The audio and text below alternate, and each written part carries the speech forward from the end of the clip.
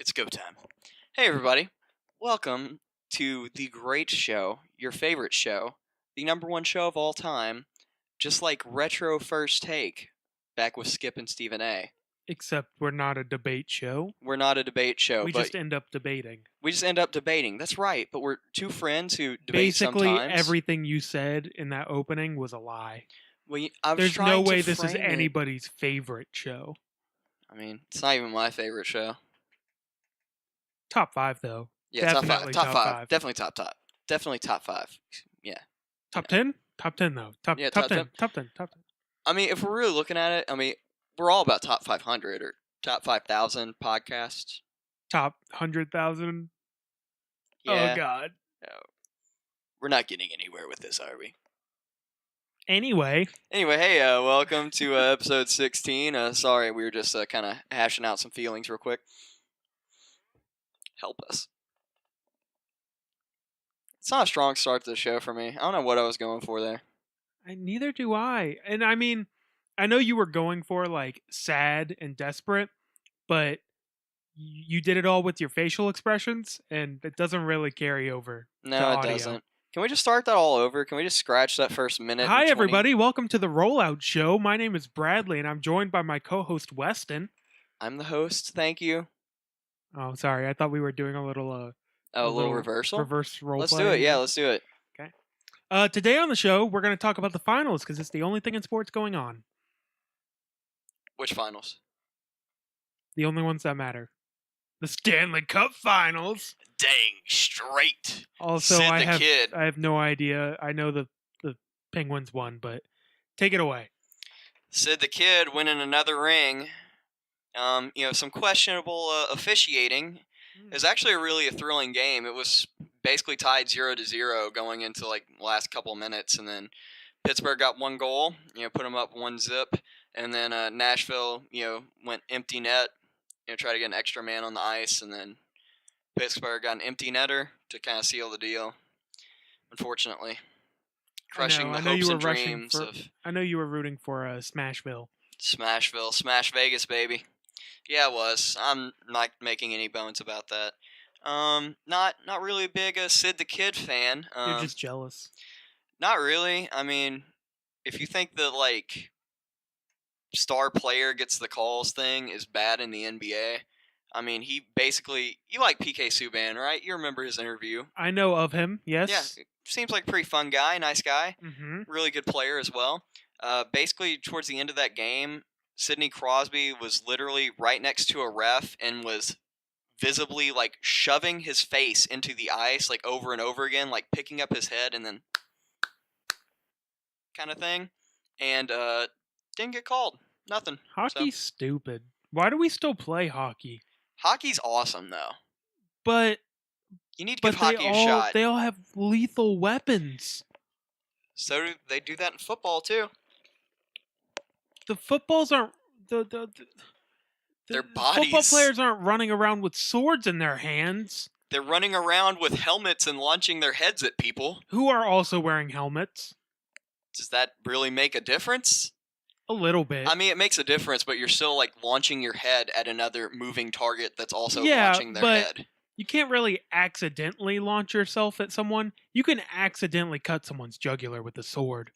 That's very unlikely. Anyway, that's it for our NHL talk. Yay! Da-da-da-da! Pittsburgh sucks. Not the city, though. Congratulations, Pittsburgh. And the congrats, Penguins. Pittsburgh. Sid the Kid. Good work. Malkin, Fleury, and the boys. Even though Fleury is on his way out the door because of the expansion draft and everything. Got some tough decisions to make in Pittsburgh and Nashville, as well as a few other teams like the Tampa Bay Lightning trading defenseman Jonathan Drouin to the Montreal Canadiens because of the expansion draft, because they didn't have space to protect him. Sad day, man. Sad day for a lot of Lightning fans. I don't know what you're talking about.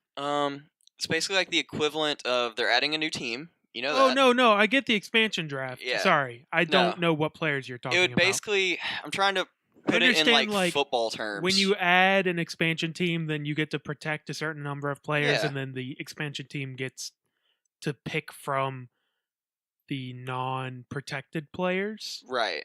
So it's Yeah. like, imagine like you have a few stars. You can either go with the protect 7 forwards, 3 defensemen, and 1 goalie, or you can protect 4 forwards, 4 defensemen, and 1 goalie. So the thing is, like, there were a lot of good defensemen on the Lightning, and some players are exempt from the expansion draft if you're like past a certain service time, like if you're underneath a certain service time, but Druin has exceeded that. So they were probably going to have to go with a 4-4-1 scheme, and by trading Druin for an 18-year-old defenseman and a second-round pick, which is a pretty good deal because he doesn't have to be protected, now they can instead go with the 7-3-1 and protect a couple extra guys instead of losing. Sounds like a away for smart nothing. move. Yeah, it was Get a second rounder for nothing, basically. get a second rounder, and then an 18-year-old really good defenseman. It's just he's a prospect, so but it gives you a little more flexibility so you don't lose somebody else. All right, good job, Lightning. Yeah. I don't know. But I was just kind of curious how that whole expansion draft thing's going to work out. And then the thing in Pittsburgh is they're going to have to do the 4-4-1 because their defense is really what wins them championships. So they kind of have to protect their defense. You like it? I have nothing to contribute. You didn't expect me to even have any of that, did you? That was pretty good. I'm proud of you, but we should move on so I can talk. All right, so he wants to keep going with this hockey show, huh? And I'm turning my mic off. All right, good. See, I don't need you anymore. That's a lie. I'm sorry. I apologize for that. It's okay, buddy. I forgive you. Thanks, man. All right, so these NBA Finals for episode 16, by the way, 16, episode 16. I had to look it up. Wow. I had to look it up, man. I'm sorry. That's embarrassing. It is a little embarrassing, but the last time I took Spanish was a long time ago. But didn't you do 3 years of it? Yeah, but the last 2 years we only learned grammar, so I haven't really learned any new But you didn't Spanish remember words. 16? I wasn't really good with numbers, man. It's just 10 and 6. I know that now. Oh, Jesus. Can we move on, please? Fine. So these NBA Finals, Cavs got robbed. Just say that right now. What do you mean They were the superior team? Oh, jeez. Don't be mad because you picked the Cavs in 7 for some reason. You know what? I wasn't the only one. I was. You were. On this show, I was the only one. No, I mean, not many people were picking the Cavs that knew what they were talking about. Can you name somebody who picked the Cavs that knows what they're talking about? An expert that picked the Cavs. John Stugatz Wiener. Yeah, that's what I mean. He picked them as a joke. No, there were people out there picking the Cavs.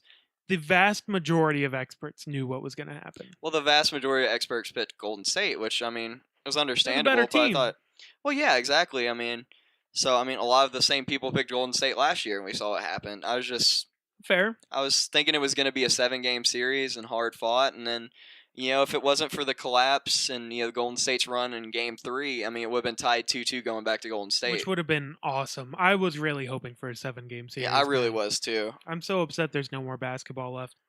And LeBron is going to get a lot of heat for losing, obviously, because when you lose a championship, that's what happens. It's why Jim Kelly isn't revered the way someone who's been to the Super Bowl 4 times should be. Exactly. But he was phenomenal. That whole series, he averaged a triple-double. Kyrie was phenomenal, and the rest of the team just let them down. And they just didn't. They don't have the firepower.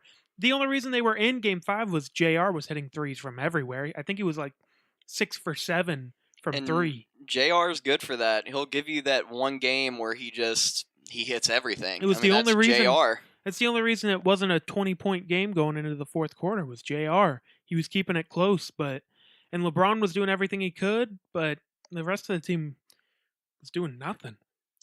Yeah, and then I don't know what it was with Tristan Thompson, and honestly, I think he may be on the block in this offseason. Tristan Thompson had spurts where he looked great, but defensively, he looked out of place. He wasn't getting the same rebounds. He was getting beat on the boards by Steph Curry sometimes.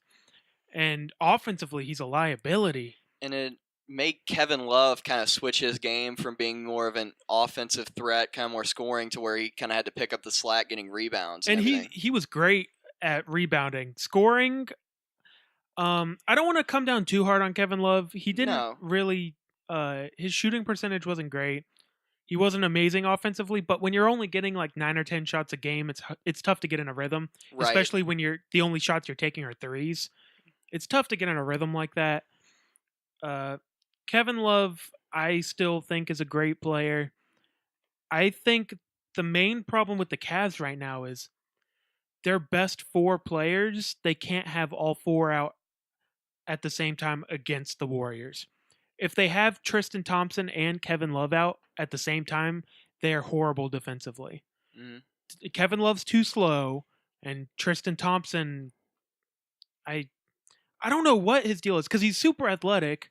You would think he'd Right. be able to move around. He's got good foot speed, but he's just always in the wrong spot. It's weird. That's why I was thinking something had to be going on either off the court or some kind of injury where he just wasn't. Because, I mean, that wasn't the same I Tristan think he Thompson just we've got seen the past 2 exposed finals. because this was the first year where he was really asked to carry a load. Because if you think about it, Bogut was supposed to be on this Cavs team. Bogut Yeah, that would've technically made is it- on this Cavs team. That would have made it completely different It would have helped for sure because situation and everything. Tristan Thompson's their only center, and he's not even a center; he's a forward.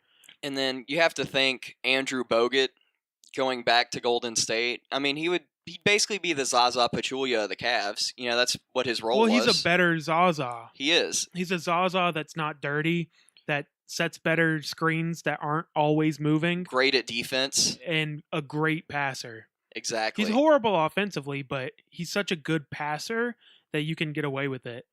That's why I was kind of sad to see him go when he left. And then he basically had the choice between Dallas and Houston, picked Dallas, and then they allowed him to get bought out, traded him. Sixers Because they bought him got out. Nerlens Noel. Oh, yeah, that was a great move for Dallas. I but would agree. Maybe. We'll see. Nerlens Noel is one of those that we could argue is from a dying breed of basketball, but we don't have to get into that for the 4th time. We'll save that for another day. So I want to talk about a few things. Obviously, there's a lot to unpack here. For some reason, this championship feels like a big deal for the league.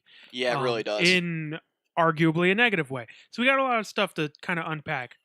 The first thing I want to talk about, though, is how many forwards all time are better than Kevin Durant? Forwards all time? So Kevin Durant is pretty far into his career. I think he's like 9 or 10 seasons I in. think it's 10th season. It's about that time for us to start talking about his legacy. And when I think about it, obviously because we're young, we have recency bias, yada, yada, yada. I can only think of 3 forwards all time that are better than Kevin Durant. Who you got? LeBron, Yes? 1. Tim Duncan, 2. Larry Bird, 3. Who else is better? I mean, I'm and you trying to can... think. I the- mean, you can make the argument for a One few you can different guys. argue for is Dirk. Yeah, You could definitely argue Dirk, especially because Dirk has done something KD hasn't, which is put a team on his back and win a championship. absolutely. And he did it against LeBron. He did it against LeBron, like unstoppable LeBron super team at the time. But you could also say Dirk only has 1 MVP and he didn't even deserve it that season. It should have been Tim Duncan's that year. So that's arguable, but Kevin Durant is special, man. And I don't know if I would put anyone else above him. Even talking like legacy and stuff. I mean, you got both of the Malones. You got Dr. J. But any thoughts? Because Wilt was a center, correct? Correct. Yes. Yeah. Oscar Even- Robertson, center. No, Oscar Robertson Was was a... Is he a forward? Wasn't he a point guard? What the heck? I don't know. All I right. mean, this is older basketball before our time, so I mean, Uh, I'm not really. Oscar Robertson. That'd be my only thing, because Position. like, I just find it. We had this discussion a couple of years back when we were trying to. He was a Figure- point guard. He's a point guard. Yep. Awesome. we're just trying to think that Awesome. Hey, I don't know. Now I don't have to bring him into the discussion now. It's tough to talk about basketball from that era, man. Yeah, because it's just completely different, and like I just feel like we're missing out on somebody for sure. It's just my only thing. It's But I who? I don't. That's That's what the I thing. mean. Like I was I'm thinking trying to, about this, and Kevin Durant might be the 4th best forward to ever play basketball, and he's not done yet. Isn't that ridiculous? That's ridiculous to think about because I definitely put LeBron above him. I think LeBron is the best forward of all time. Obviously, I think he's the Yeah. 2nd best player of all time. And Tim Duncan, Big fundamental. big fundamental. Him and Larry Bird are kind of 2A, 2B for me. I don't really know who I'd put first. I'd have to sit down and think about it. But yeah, anyway, I thought it was just interesting. I can see you can't think of anyone to object, so this conversation's not really going to go anywhere. Right. That's what I'm trying. I'm like so deep in thought, and I can't think of like, because like I feel like there has to be another guy. I mean, I don't know. I wouldn't put Barkley there because he's the only guy that No, comes to mind. Not It's even just- close. Yeah, I know. That's why I'm sitting here thinking. I'm like, because I'm trying to think of past eras. Historically, the great players have always either been centers or guards. Right. And then you have the 80s, and you had 'Cause that was Bird Magic and Bird. and oh my gosh. Magic. What? No. Magic was positionless, but most people consider him a point guard. Yeah. No, on the Celtics. Who the heck played with Bird? McHale, Thank Ainge. you. McHale. Thank you. Gosh. Yeah. Idiot. I just didn't know who you were looking for there. No, 'cause I was like, McHale, who many people of that time consider more unstoppable than Bird. You have Tim Duncan, obviously, Dirk, the Malones, both of them. I got Clyde nothing. Drexler. No, No. not on the He same was level. very good in his time. He That's the thing, I'm wasn't. just- He wasn't ever best in the league, though. I mean, plus, it doesn't help anyone else's argument that KD has the skills of a guard. KD's a 7-footer. He's got what LeBron has, but he's even taller. He's Yeah. got the skills of a guard in the body of a 7-foot person, which is why. He just can't doesn't block have a like shot. the like beef on him like LeBron does. Oh yeah, but he's Yeah. lankier. Yeah, he's But lanky. He's not quite as strong, but doesn't matter. He's got a way better shot. Anyway, good for discussion, I guess. Not really at all. This Way to kill the conversation. show. Way to kill it. I was really expecting this to be a good topic, and it wasn't.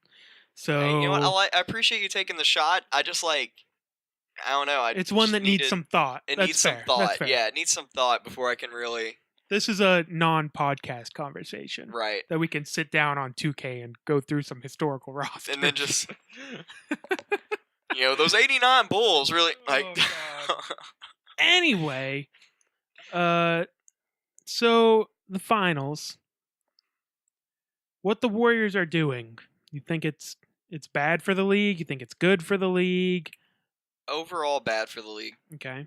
I mean, it's because just think about it.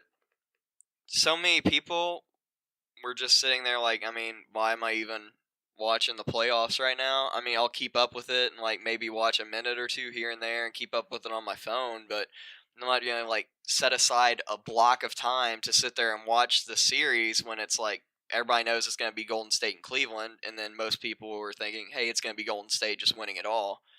And I think really, I mean, it was Kevin Durant's decision. He could pick whatever team he wanted to go to, but you do have to admit that did rub a lot of people the wrong way, and Well, kind of turned them off. So Like the casual fan. to that end, anyone who says Kevin Durant, like anyone who says Kevin Durant shouldn't have done that because he's soft or he's a wimp or I don't know how to put this. What Kevin Durant did wasn't bad for him, and I don't blame him at all for doing it, but he objectively harmed the league. Oh, he really did. So as like a pretty diehard NBA fan, it did nothing to my viewing habits. I watched a ton of the playoff coverage. I watched every game in the finals all the way through. I loved it. I loved watching the Warriors destroy people because they're so good. Uh, I liked. I even watched. I even liked watching Paul George desperately try and beat the Cavs in 4 games. But for a casual fan, like next season is over unless unless the Spurs add Chris Paul or Lowry or or somebody like that. yeah, or the Cavs add Melo and keep the rest intact. Or Chris Paul goes to the Rockets, Nuggets, or like Gordon Hayward does something unprecedented. It's something gonna like that. take. It's gonna take some huge moves for next season to mean anything, and if things work out the way it looks like they're gonna work out, next season isn't gonna be worth watching either. Because even the probable things in my mind that could happen, Chris Paul is going to stay with the Clippers. No effect on the league. Gordon Hayward whether he goes to the Heat or the Celtics or stays put, no effect on the league. Paul George has 1 more year, so he's not going anywhere next year. Kyle Lowry to the Spurs makes things a little bit more interesting, but I still don't think they have a chance. It makes them a deeper squad in case the injury bug hits them again, like what happened this season. But then your top 3, your top 2, yeah, Kyle Lowry and Kawhi are not exact, but at least comparable to Steph and KD. But Aldridge isn't comparable to Clay and Draymond. He's just not. He's not that good. He has good games every now and then. He seems to have hit the wall in his career where it's just. Well, I think we see the limitation of his game. And that wasn't always the case, though. That's the weird thing. Well, but even when he was putting up numbers, he's a mid-range jump shooter. You can't live in the NBA anymore as a mid-range jump shooter. You either have to shoot threes or you have to get layups. And you can do, obviously, you can still play some in the post. You can still do some mid-range stuff, but that can't be your whole game. It's the reason I don't believe in Blake Griffin anymore now that he doesn't go to the basket as hard as he used to. Right. It's the worst. The mid-range post-up shot is the worst shot in basketball statistically and analytically. So there's just nothing that can happen that's probable to happen that's going to change anything. Someone would have to go to the Cavs. That's honestly the only thing I can think of is depending on. I know you're not as high on him, but it's like a Serge Ibaka going to the Cavs or something. If Tristan Thompson's out of there, where he becomes the 5 because he is a stretch 5. That would be great if they could get him for nothing. That's the thing. But Tristan Thompson would have to be out the door. Is the thing. And if your move as the Cavs is to swap Tristan Thompson for Serge Ibaka, you might be marginally better. You're not gonna be. I mean, think about it this way: LeBron just had arguably the best playoffs he's ever had. He's put up these numbers before, especially 2 years ago against the Warriors, but it wasn't even close to this efficient. He was incredible to watch, and they got beaten 5. And if it wasn't for a miraculous, amazing first quarter in Game 4, they would have got swept. So all that from LeBron, and Kyrie was amazing too. Kyrie was incredible offensively. He kind of disappeared in Game 5 for the fourth quarter, but he was great all series. Yeah. And 5 games, done. Could have been a sweep easily. The only thing I can see is it depends on who gets better offers in free agency and who says, okay, say a Sean Livingston. If he really wants to take a major discount to stay there and be a backup point guard, then will he stay or will he take a 3-year offer he gets from somebody else? But we've had this argument before. Will it make that big of a difference, especially because some of their younger guys who are still on contract, like McCaw, their rookie, played significant minutes in the finals and was good. He's a really good young player. That's the thing, though. It's different when it's a full season and you have to get basically more counted on to be that guy. Because think about it, without Iggy, you trust in McCall for Iggy's minutes? He wouldn't get Iggy's minutes. They would have other players. I mean, it's the same argument as last year. They lost Bogut. They lost Azili. They lost Barbosa, who played huge minutes for them. They lost Barnes. They lost. I guess we shouldn't count Barnes because KD kind of swapped with them. It's a swap for that one. Yeah. They lost the other center, that Most Bates. They lost a ton of guys, and they just replaced them. Well, that's the thing, because they still had some of the like bench guys, like the two most important bench Livingston guys they had. and Iggy. Yeah, exactly. I agree. If those two leave, it could be a problem, but we'll see. I mean, but even if they leave, if you have Kevin Durant and Steph and Clay and Draymond, you are gonna be really good. No, you're gonna be really good, and the main thing is everybody's got to stay healthy, though. But the other thing to consider, well, that's with every team. Yeah. I mean, and you shouldn't ever be rooting for injuries, but if Kevin Durant, when he got hurt earlier in the season, had missed these playoffs, maybe it would have been a really good series with the Warriors and the Cavs. And then, it's one of those things, because, I mean, we've seen Kevin Durant miss a full season before, I mean, he missed the whole season with his foot injury. And that's one of those things, like, when you don't have as many guys who you can trust out there is... But I think you take the Warriors' depth for granted, like every team has that situation. The Cavs were playing Richard Jefferson like 20 minutes a game, and he's old and bad.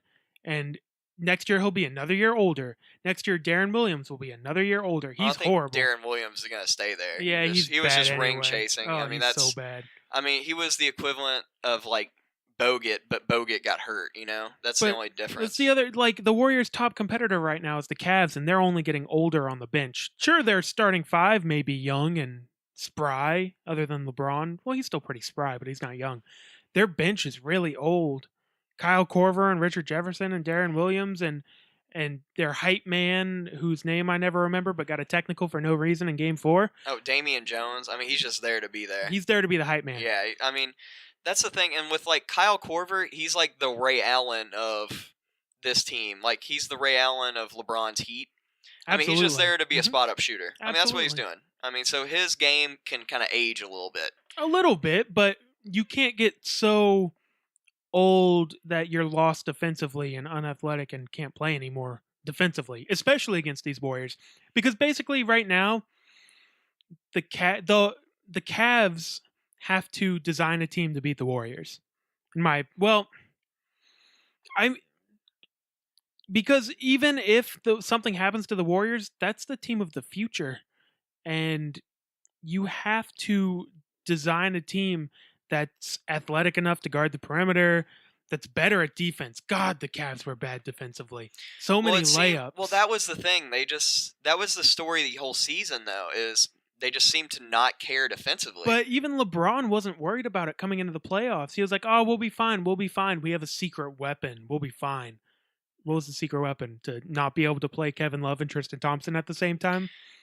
See, that's where I think Ibaka would make a difference in that. But I'm just saying, like, he's at least offensively gifted a lot more than Tristan Thompson. Yes, undoubtedly. Because but he can be a stretch five. You also, for some reason, really like Serge Ibaka. I mean, you watch Serge Ibaka play, though, right? Yes, I have. That's the problem. See, that's the thing. We differ a lot on Serge Ibaka, though. Because, like, I got to see him play a lot. He was terrible for the Orlando Magic, but he made some great shots. So? I'm just saying, like, on a better team... I could go out there and make some great shots. I'm just saying. Let's be realistic. I mean, you can't say he made some great shots. That's just ridiculous. I'm sure Dwight Howard could make some great jump shots. If the rest aren't calling, though, it doesn't matter. No, I'm just saying. Like, Serge Ibaka's not good. He's bad defensively. He's not a great shot blocker anymore, probably because he lost some athleticism with his age. He's not that old. His jump shot, so what happened to his defensive ability? He went to the Orlando Magic and the Raptors and wanted to be an offensive player is what happened. He stopped caring defensively. He was a better defensive player with the Thunder than he's ever been an offensive player. When he was like when he was like the 4th or 5th option on a team with 3 MVP candidates on it. Or the third option when James Harden left, he was still great defensively. Yeah, he was, and then you saw like the past couple years, he just didn't care about defense anymore because he hated being in Oklahoma City. Well, then why is he still bad at defense everywhere he's gone? Well, because he didn't care in Orlando. That was evident from day one. That was a terrible move. But he should have cared in Toronto because they had a chance to do something. Supposedly, on paper. I mean, on paper they did, but it was kind of evident. But Serge Ibaka's bad, so it doesn't really matter. It wasn't all on Serge Ibaka. It was Kyle Lowry playing hurt. You have to admit that as soon as he was definitely hurt. Yeah, because I mean, they didn't even get to play a game together until before Lowry went down. They made the trade. They had a few off days, and then they were about to get the band together, and then Lowry had to have surgery. I mean, so he was basically there, just him and DeRozan. I mean, that team never actually got to really play together until the playoffs. We don't have to have a 20-minute conversation about Serge Ibaka. You think he's really good. I think he's really overrated. I'm just providing a different option on the free agent market because it's not like they're going to go out and convince Kevin Durant to come to Cleveland or something. But that's what it would take. That's the thing. That's how far this Cavs team is from the Warriors, and I've been trying to tell you this. See, I don't think it's that far away. LeBron and Kyrie had their best finals and ever. had zero help from anyone else besides Kevin Love. Let's be honest. And one game from JR. I mean, because everybody else was terrible. And they're a deeper team, but their age is catching up with them. So if they can convince somebody else who's maybe a veteran but not 39 to come over to that team and chase a ring, then the Cavs with guys like David West, basically, is what you're saying. Guys that are older but only want a ring. So like a Sean Livingston. If the Cavs stole Sean Livingston from the Warriors, they're not suddenly going to beat the Warriors. Especially, and that's the thing that we're kind of missing in this, is we're only looking at it on paper. Watching those games, the Cavs, something has to change because they are horrendous defensively. Well, it was like something so bad. They used to lean on people like Channing Frye and Shumpert and people like that, and it just seemed like they just weren't really there. Well, Shumpert got a ton of minutes because he was just playing defense, and he didn't do it particularly well, but he's supposed to be a defensive specialist. I mean, because there are like different people out there who can come in and be a defensive specialist.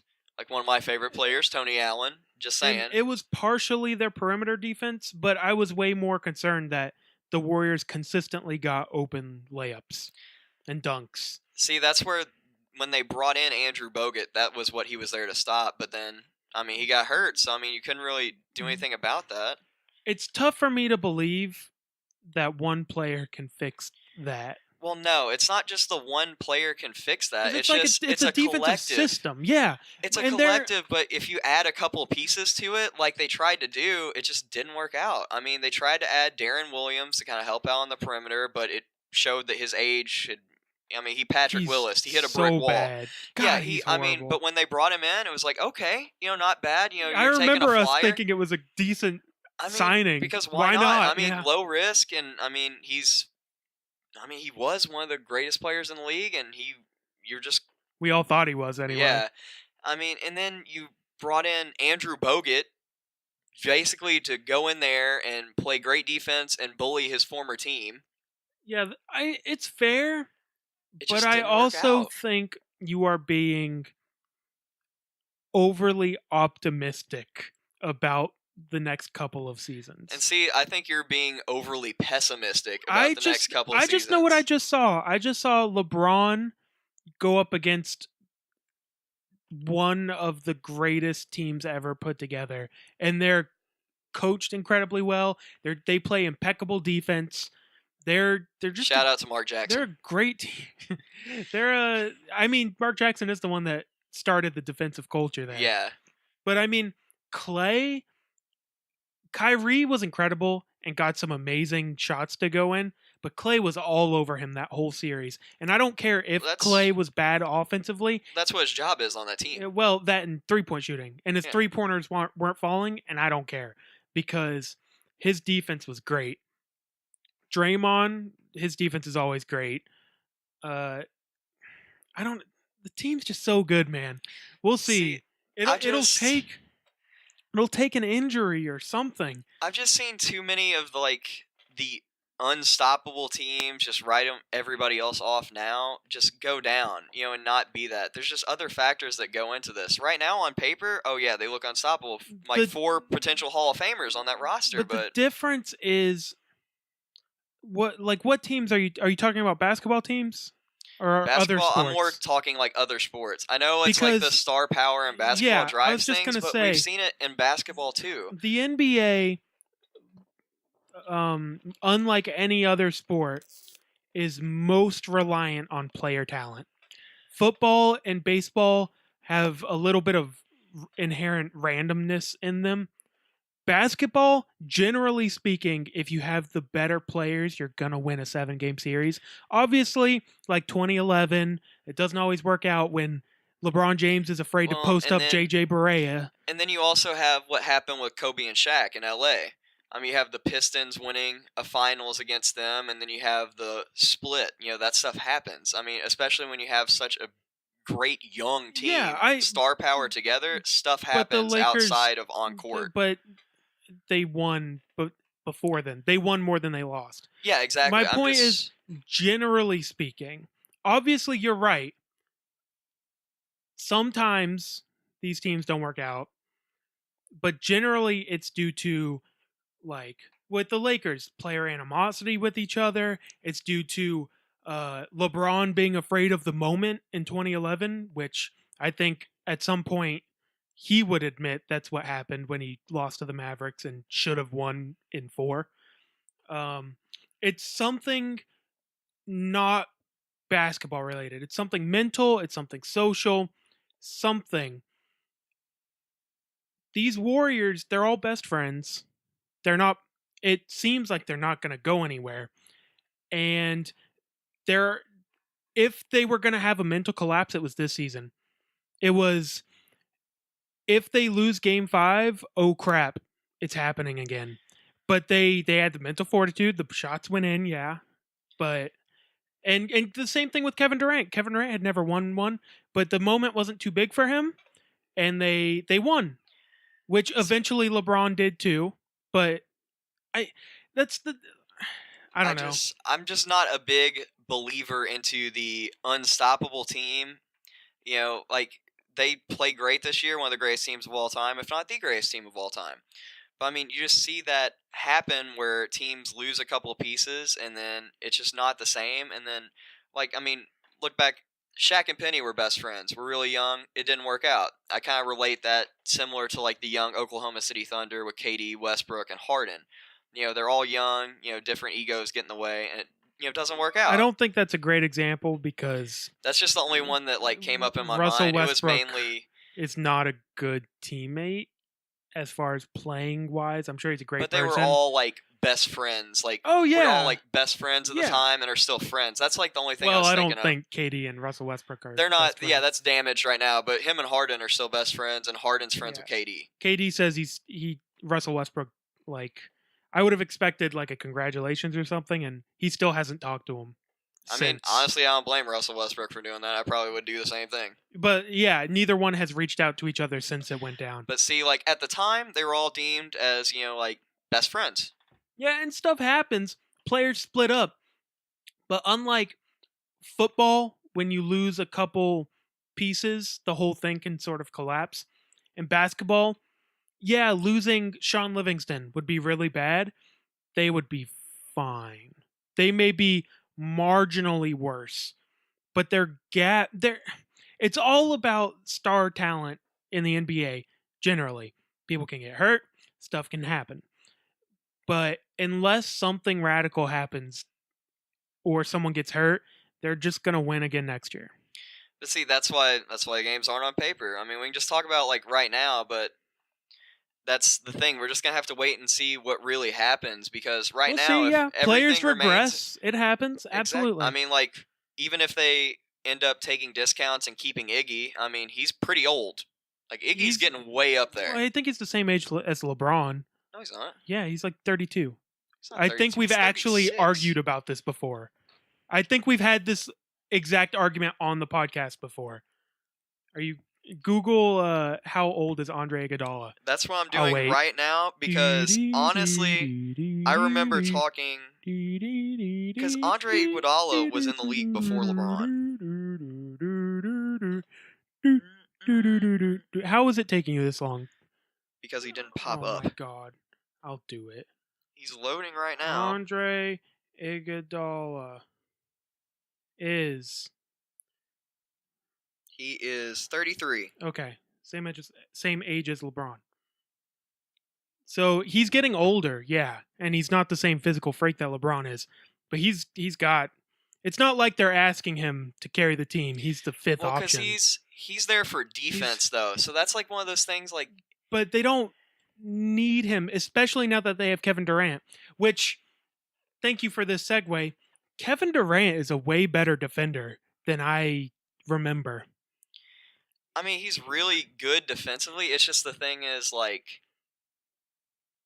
it's the team, it's the conglomerate that's there. But he was taking Kyrie Irving full court and blocking him. I mean, it was Kevin Durant and Kyrie ISO. Kyrie beats everybody ISO, and Kevin Durant made him take a wild shot. Well, I mean, yeah, because he can guard the perimeter and he's that much taller than Kyrie. I mean, you have to like factor that in. That's the thing that we were talking about earlier. That's why Kevin Durant. Everybody. Kyrie would put LeBron on his butt. Okay, Kyrie has the best handle in the league, and I mean, it's like. Are you really that afraid to give Kevin Durant some credit? I'm not afraid of giving Kevin Durant credit. I'm just thinking like he was great defensively. I'm just not saying we're gonna just throw everything over to the Warriors. We might as well just not look at the next 10 years of the NBA and just lock it up and just send them all trophies. I'm pretty sure I said 2 seasons, not 10. Don't put words in my mouth. I'm just saying, like, everybody is, like, the sky is falling. Nobody can compete. That's all I hear on ESPN or any sports talk radio. It's not that no one can compete. It's that there's a clear best team, and unless something happens...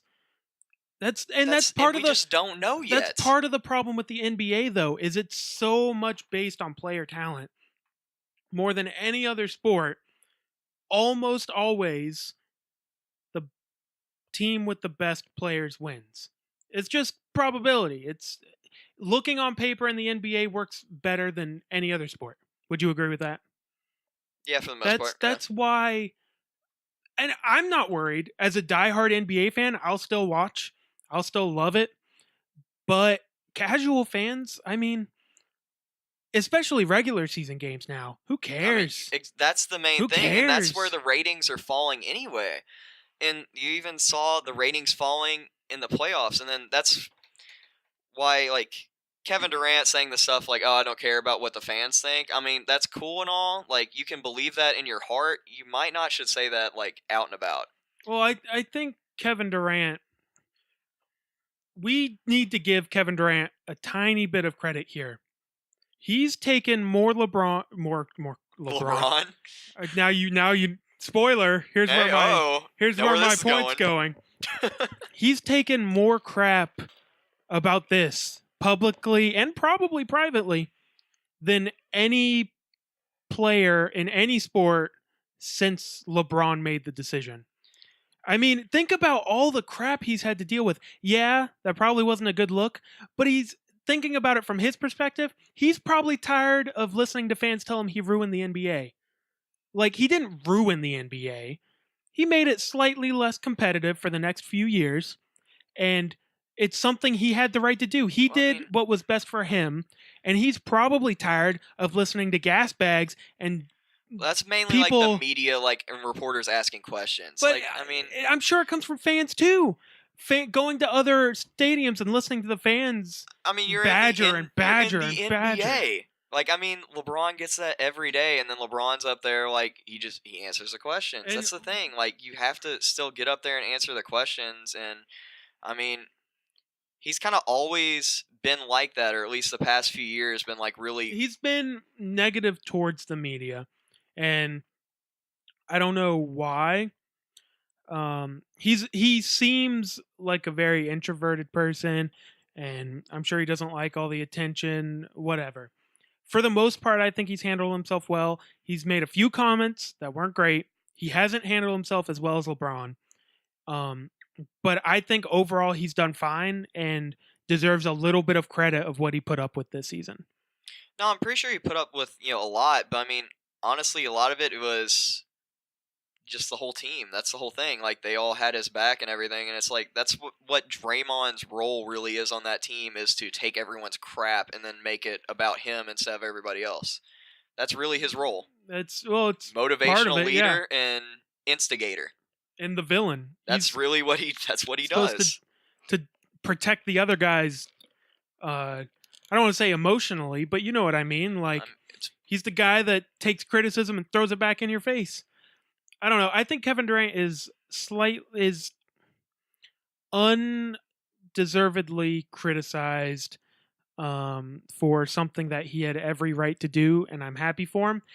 I don't know if you watched the last few seconds. I don't think you did. You said you turned it off. Yeah, I turned which is it fair. off. Right after it ended, he broke down. His mom ran on the court. It was awesome, dude. He got so emotional, and I think people forget that he's a human. He made a decision that he thought was best for him. It's his right to do, and I'm happy for him. The league will be slightly less competitive the next few years, but it's not his fault. I mean, I think that was his point. Is like, it's the same thing as LeBron back then. They didn't break any rules. They did what the rules allowed them to do. They did something to put themselves in the best position possible, and then they did it. Blame the rules. Don't blame him. Well, see, that's the thing. Like, you can not blame him as a person. Like, he made a good career move for him, what he thought was best. Like, good for him, but you also know when you do that, you can't be so head in the sand, which I don't think he necessarily was, but at the beginning he kind of seemed to be, where he was like shocked that people were upset. Did you get that vibe where he was like, he didn't do anything for, like, even when they were all together at the Olympics, he wasn't talking? I think that's partially because he's been sort of like Steph, a beloved guy since he got in the league and never really faced anything like this. It was probably the first time in his career he had an overwhelming amount of criticism. And I bet LeBron sort of faced the same thing with the decision. He's just way more meticulous about he handles his public persona. And then kind of the thing is, like, LeBron, I feel like he took a lot more criticism early on in his career when it was like, the whole King James and everything, because he burst onto the scene. He took a lot of criticism. Like, more than Kevin, because I have this argument with people all the time about you're King James. What's up with the King James thing? Dude, if you're 18 and Sports Illustrated comes up and there's like, here's this big check, put on a crown and pose. I'm going to pose so fast, I don't care what you call me. And that's exactly the thing, because, like, so many people came, like, as soon as, like, LeBron came into the league, they were all, like, basically hated him, and some people still do. As like, an argument I got into with a coworker at work who was rooting for Golden State because he hated LeBron so much for everything LeBron has done, and I'm like, just flabbergasted because they were upset about like the decision, and then they're rooting for Golden State. Like, people hate arrogance, and LeBron came into the league as a cocky 18-year-old who was the best 18-year-old basket player this world has ever seen. And he's lived up to it unquestionably. So I don't care what anybody says; they can get over it. LeBron is incredible, and to deal with that kind of social and public pressure from such a young age, in his hometown too. Yeah, that's having crazy. Friends and family and all kinds of people come up to you. Savior of Ohio. The savior of Ohio, basically. Yeah. Exactly. I mean, that's something that the other greats didn't really have to deal with. I mean, because they were in college till they were 21, 22, 23. I mean, LeBron was 18. And people like Kobe, yeah, he came into the league at 18, but this wasn't expected of him. No, and he was like the 8th overall pick or something. And it would have been different if, he was like drafted in Philly. Like where he's from or something, or if Kevin Durant was the number 1 overall pick for the Washington Wizards or something, or supposed to go in there and save basketball in DC and Baltimore. And the hometown thing is just the cherry on top. The real meat here is the savior part. It's sort of like the pressure Andrew Luck had to have felt when he first came into Indianapolis. You are the savior of this team. Go play. Yeah, like take over for Peyton Manning or something. And I think that helped him out being in Indianapolis, honestly. I think that kind of helped him because of the structure and everything that was there. But that's the thing. That's why I think Kevin Durant and LeBron's careers differ, because LeBron basically came in 18-year-old, just fresh out of high school, in his hometown. Everybody was enamored with him, and he's supposed to be the savior of the league, new face of the league, basically. And he was supposed to be the next MJ. Where after Kevin, Kobe was supposed to be the next MJ, but whatever. We saw what happened with that. And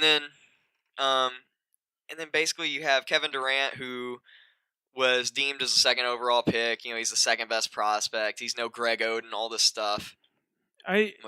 Nobody has had the same career path as LeBron. And then he goes to, a team in Seattle that then moves to Oklahoma City. It's been a very different journey for Kevin Durant than LeBron. That's Kevin Durant has had the journey that most players have. LeBron has done something that I don't think we've ever seen from any sport, any athlete before. And exactly. And then think about the old Thunder days, when it's James Harden's fault, then Harden's trade. Oh, well, it's Westbrook's fault because, he's not giving Kevin Durant the ball enough. When you look at it, and Kevin Durant's like the scoring champion in the league and everything. This is like the first, like you were saying, the first time he's actually really had real criticism, because everywhere else it was just like everybody seemed to blame everybody but him because they liked KD. Which is partially fair, partially not, but we don't have to get into all that. Yeah. Look, I love LeBron, I love KD, I love Steph, I love basketball. I enjoyed watching these finals just from a pure watch. What I like to see when I watch basketball is the great players do great things. And that happened. And I was happy to see that. Anytime Kyrie made a shot falling down off the glass, it was incredible. I cheered. Watching LeBron take over games and throw cross-court passes and dunk on everybody, it was great. Dude, his alley-oop dunk off the glass to himself was so ridiculous. Magical. I loved it.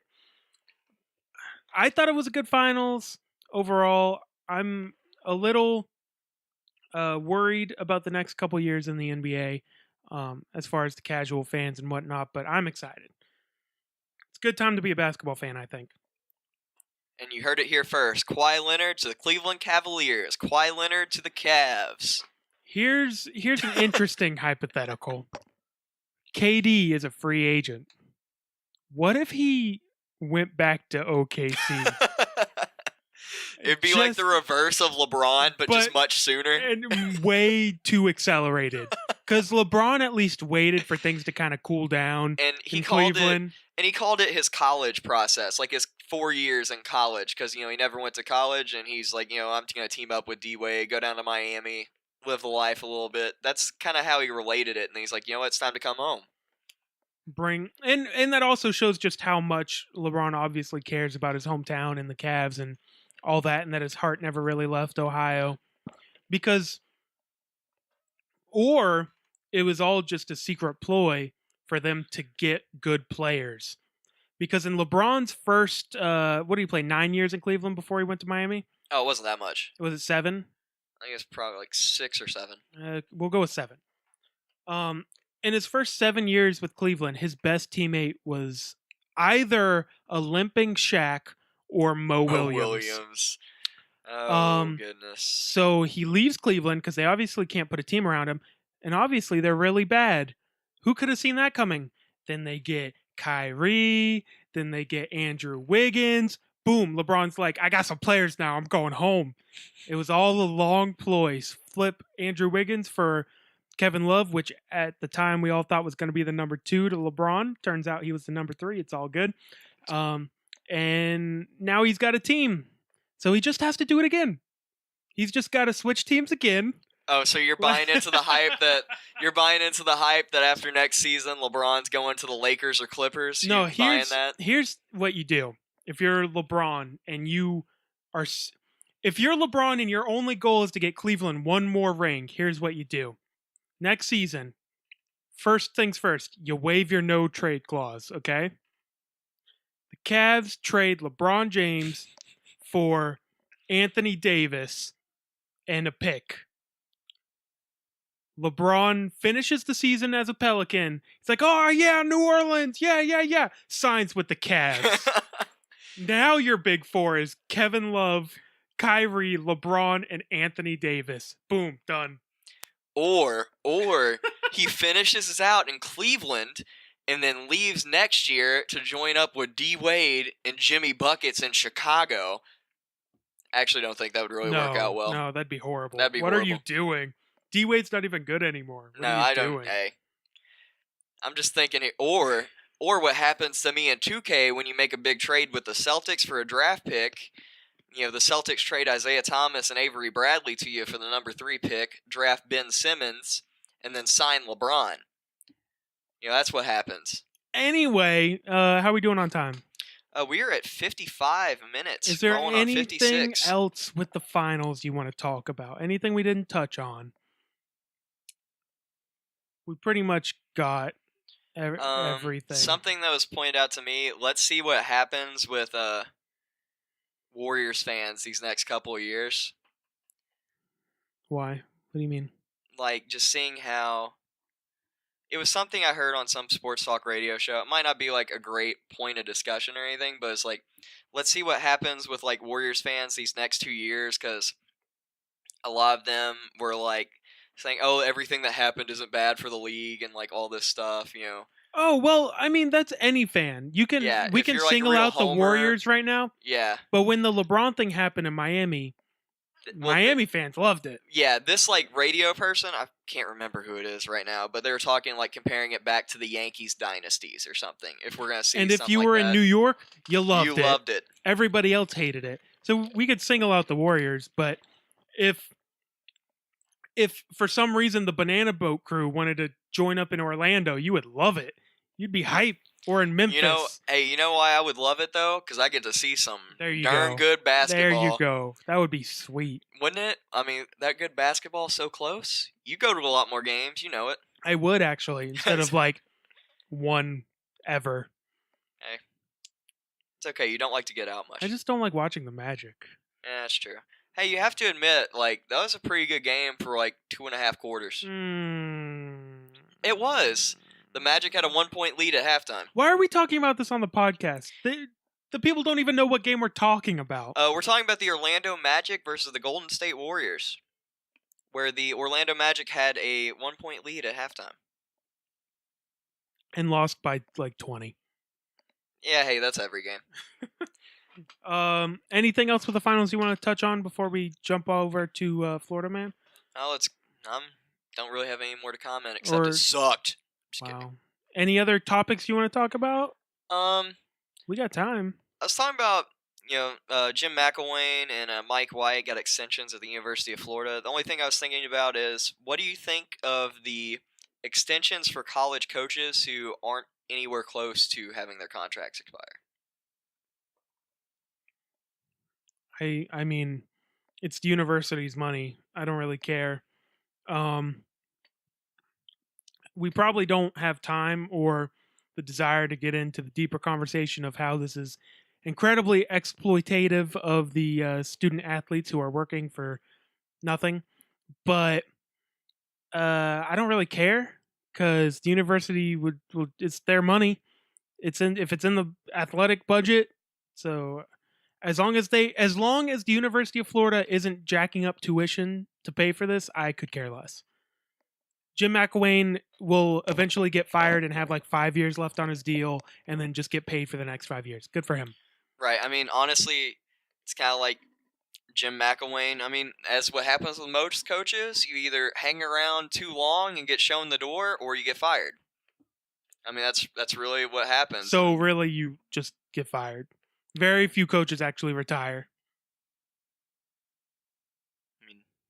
Except Bob Stoops, who's going to retire and then in a year be coaching at Notre Dame.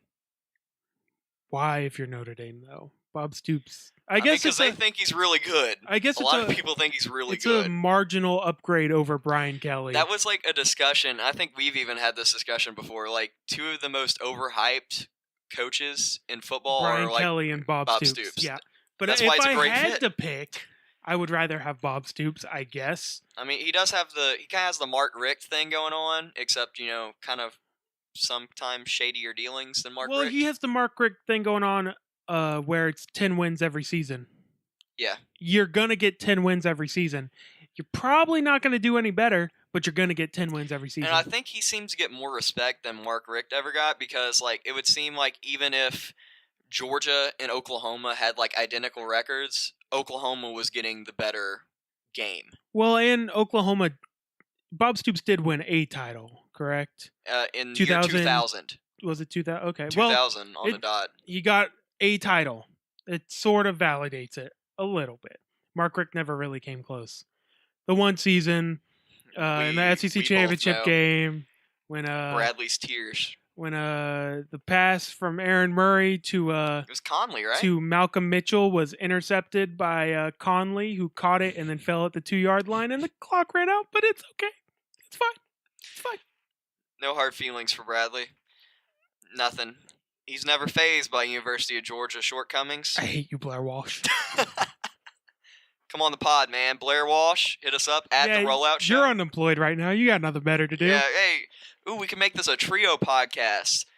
Weston, Bradley, and Blair. I don't think he would be on for a whole hour with us. Probably because you'd want to punch him in the face the entire time. I wouldn't. I'm sure he's a nice guy. You probably partially would warm up to joking. him. I'm partially joking about my Blair Walsh hatred. He did ruin the only Georgia game I've ever seen live in person, though. But it's okay. I forgive him. He's not salty at all. Not salty. Also, interesting side note, Draymond Green and LeBron are really good friends. I could see that. I don't remember who was talking about that. I think it was Bill Simmons, but yeah, really good friends. Interesting. There you go. The heat of the competition. I will give him credit though. It was after last year's finals when the Cavs won.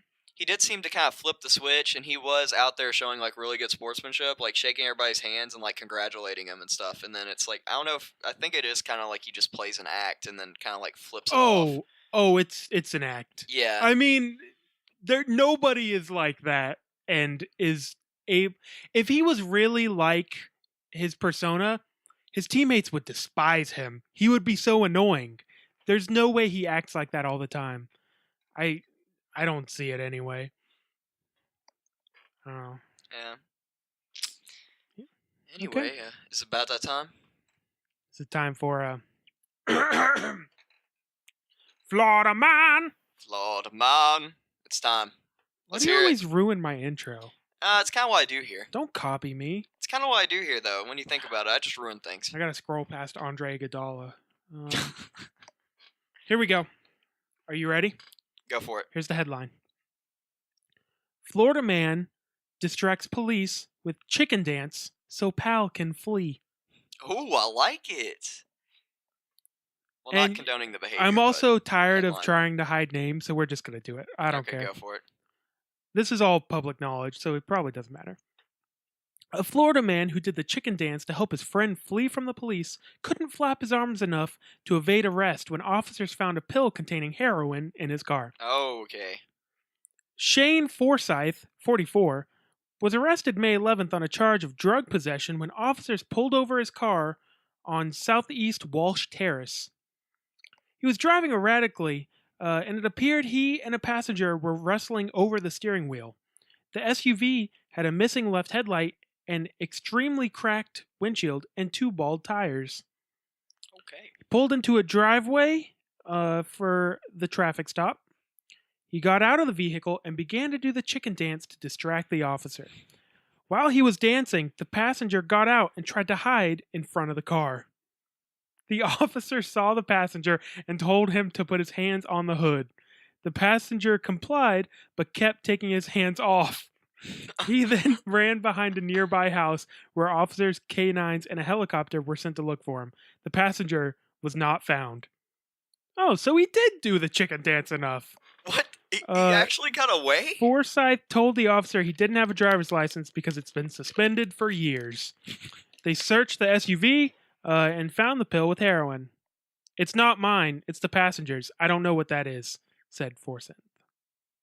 All right, so gist of the story. They get pulled over.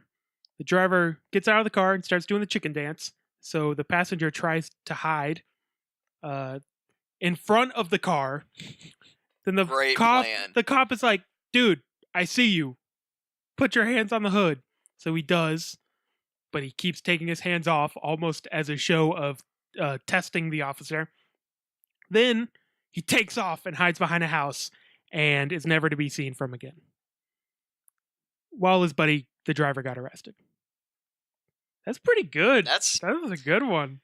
You have to be really good friends to do that, but hey, clever. We'll give him that. I guess. Don't condone the behavior, but it's funny. Entertaining. All right, I think that's enough for this week. Sorry, this has been a pretty NBA heavy couple of weeks. I mean, what do you expect? It's the finals. We'll probably do more joking around and stuff the next few weeks while sports news cycle kind of winds down for a bit until August. So it should be a fun couple of months doing some more wacky, silly things. But yeah, maybe some extra Florida mans. In my real element. God. Comedy. That's right. Bye.